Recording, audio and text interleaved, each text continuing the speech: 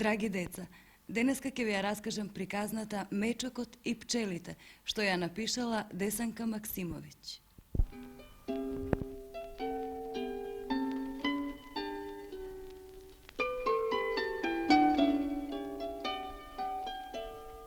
Во некоја голема букова шума си живееја Мечокот и Мечката со своите деца. Немаа многу работа. Единствена грижа им беше во летото и есента да си приготват зимница. Понекогаш доаѓаа во судир со своите соседи, зашто им крадеа се што ќе им се родеше во нивата и што ќе најдеа во кошниците. Дење одеа на веселби и игранки, а ноќе излегуваа да крадат. Едно лето, кога компирите многу добро родија, Мечокот и рече на жена си: приготви што поголема кошница, ноќеска ќе одиме да ги извадиме компирите од нивата на соседот, веќе се пораснати големи. Така и направија. Првин ги заспаа мечињата, па тргнаа во нивата на соседот, што се протегаше токму во подножјето на шумата. Ги послужи среќа, па во мир извадија преполна кошница компири. Капаците на соседовите прозорци за цело време останаа затворени, а кучињата си спиеја мирно. Кога зајдоа во шумата и кога беа сигурни дека веќе никој не ќе ги види и чуе, Мечокот рече: ми е страв да не забележи соседот дека сите компири му ги извадивме, па да не подгони утре. Но Мечката брзо го смири. Не плаши се. И не му доста му останаа. Ќе може взима да се ги издрани децата, а знае дека и ние мораме да се грижиме за своите.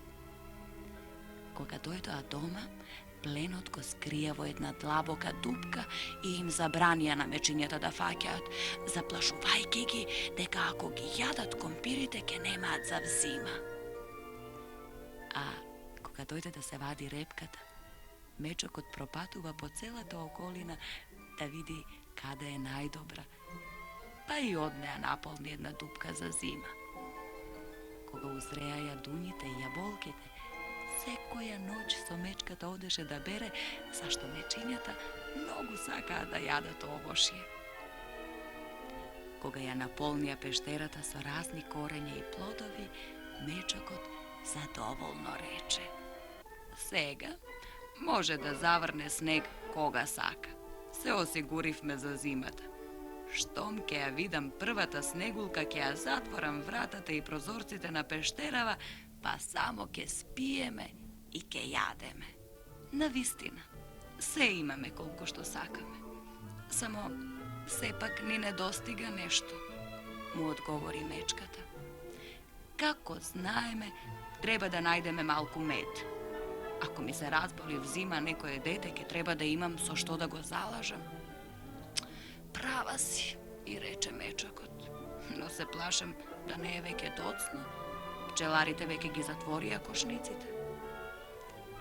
По старата круша на ридот ја забележав еден рој пчели и му падна во зборот нестарото мече. Таму сигурно ќе најдеме мед. А најмладото почна да се умилкува околу родителите. Ме боли главава, дајте ми малку мед.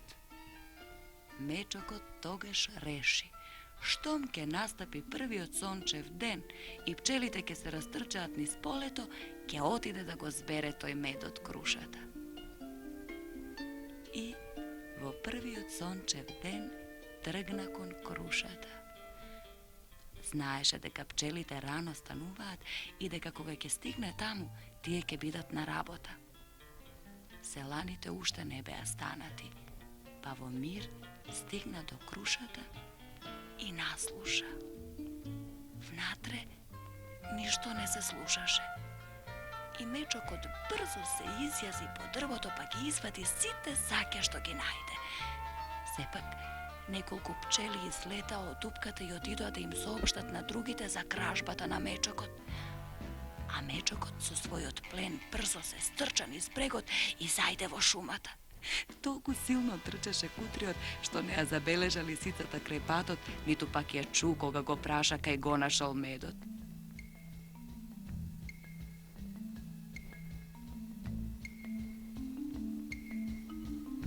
Пред пештерата веќе го чекаа мечињата и забележувајќи го, почнаа радосно да подскокнуваат околу него, трудејќи се да се доберат до некое парче саќе. Но мечокот, заканувајќи им се, ги испутка од пештерата. Пчелите сигурно веќе јурат по мене. Брзо влекувајте внатре за да се затвориме добро, зашто лошо ќе поминеме ако не стигнат и ако почнат да не боцкаат.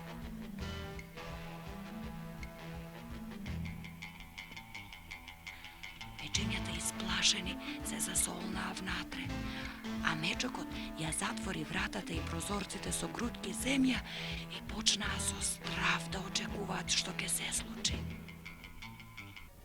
Во тоа време, 3 роја пчели веќе јуреа кон шумата. Беа решени да не се вратат додека не го пронедат медот. Патем го сретнаа врапчето. Кажете ни каде е пештерата на мечокот? Ни го украде медот, па одиме да му го земеме, го замоли една пчела.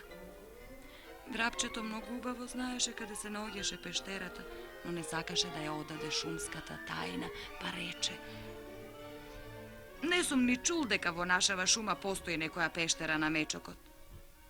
Роевите пчели одлетаа натаму, прашувајќи го секого за пештерата, но некои не сакаа, а некои не знаеа ништо да кажат за неа. Во тоа време најде еден селанец. Кажи ни каде е пештерата на мечокот, му рекоа пчелите. Не го украде медот, па го бараме. Селанецот многу добро знаеше каде живее мечокот со своето семејство, но не сакаше да каже, зашто се плашеше од мечокот да не го изеде потоа. Затоа им одговори: Не знам каде е мечкината пештера и се сомневам дека ќе ја најдете. Пчелите стануваа се полути и полути, зашто мислеа дека навистина не ќе го пронајдат крадецот. Кога пред нив излезе лисицата. Кажи ни, каде е мечкината пештера? Ја прашаа пчелите. Мечокот ни го украде медот, па сега го бараме. Кога ви го украде? Изутринава. Дојдете со мене, па ќе ви ја покажам, им одговори лисицата налутена што пред малку не ја поздрави мечокот. Што туку семејството на мечокот помислуваше дека мина опасноста и сакаа да ги отворат прозорците, се слушна страшно брчење пред пештерата. Доброволно вратете ни го медот, брчеа пчелите. Инаку сиот отров што го носиме во боцкиве ќе ви го истуриме во крвта.